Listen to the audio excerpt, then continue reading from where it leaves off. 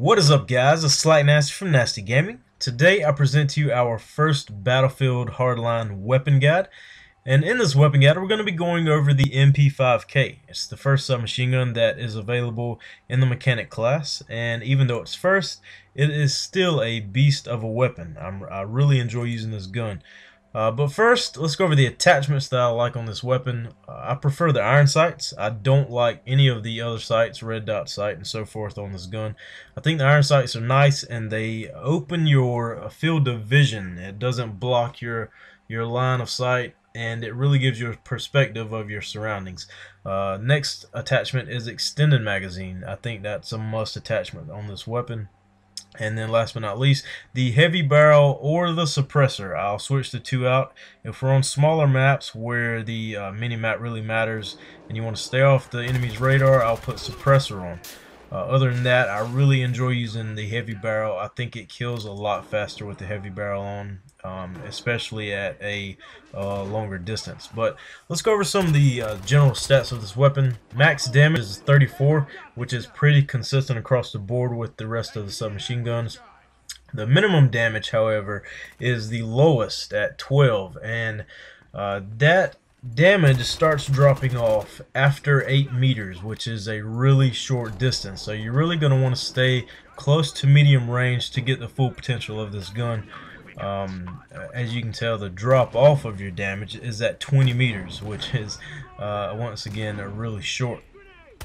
Compared to the other submachine guns, it's a big difference in as far as damage down range. Fire rate 850 rounds per minute, which is really decent. You really want a high fire rate on submachine guns for close quarter battles. Muzzle velocity 420 meters per second. Now, like I said before, with the heavy barrel and the suppressor, you see when you add a suppressor, it pretty much cuts your muzzle velocity in half, and it makes it 260 meters per second. So you're not going to get that extra damage downrange if you're in like a medium distance firefight. So that's where the heavy barrel really comes into play. Bullet drop 15 meters per second, and you have magazine size is at 21. Now, like I said before, that's really my only complaint with this gun. The magazine size is really small. It's the smallest in its category, and that's why I said you really need extended magazine on. Even though extended magazine only gives you 5 extra rounds and makes it 26, those 5 rounds really come in handy, especially if you run into 2 or 3 people.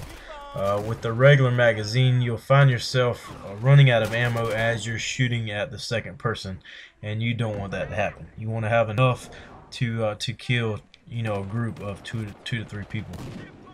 Reload times on this gun. The empty magazine reload time is 3.3 seconds. That is the slowest in its class.